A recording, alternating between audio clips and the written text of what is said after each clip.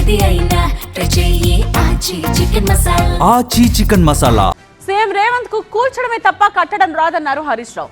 పేదల ఇళ్లతో పాటు ఆలయాలను కూడా కూల్చుతున్నారు అన్నారు. గుప్త నిధుల కోసమే పురాతన ఆలయాలు తవ్వుతున్నారని ఆరోపించారు.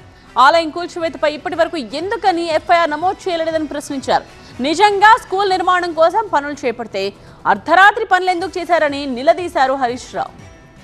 సరే, రేవంత్ రెడ్డి గారికి కూల్చుడు కొత్త కాదు. హైదరాబాద్ లో హైడ్రా పేరిట పేదల బతుకులు కూల్చిండు, పేదల ఇండ్లు కూల్చిండు, చివరికి దేవాలయాలు కూడా కూలుస్తున్నాడు. ఆయన ముఖ్యమంత్రిగా కట్టిందేమి లేదు, కూలగొట్టుడే తప్ప.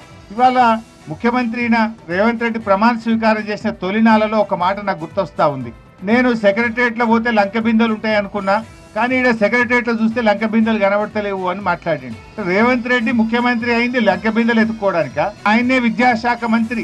ఈ స్కూల్ ఇక్కడ శాంక్షన్ కాలే. ఫస్ట్ స్కూల్ శాంక్షన్ అయిన జాగా వేరే ఉన్నది. ఇదే కాన్స్టిట్యున్సీలో వేరే చోట జీవో వచ్చింది. అక్కడి నుంచి ఇక్కడికి మార్చడము, అర్ధరాత్రి పూట తవ్వకాలు జరపడం అంటే ఇది రేవంత్ రెడ్డి డైరెక్షన్ లో గుప్త నిధుల కోసం జరిగిన తవ్వకము. ఈ జిల్లా అధికారి కలెక్టర్ గారికి కంప్లైంట్ చేశారు. 7వ తేదీ కంప్లైంట్ చేస్తే ఇవాళటి వరకు ఎఫ్ఐఆర్ కాలేదు. ఇవాళటి వరకు కలెక్టర్ గారు చర్యలు తీసుకోలేదంటే దీని వెనుక రాష్ట్ర ప్రభుత్వ పెద్దలు ఉన్నారు కనుకనే కలెక్టర్ గారికి ధైర్యం చాలతలేదు. నిజంగా స్కూల్ కట్టే పని అయితే పొద్దున్నాక పని చేయొచ్చు కదా.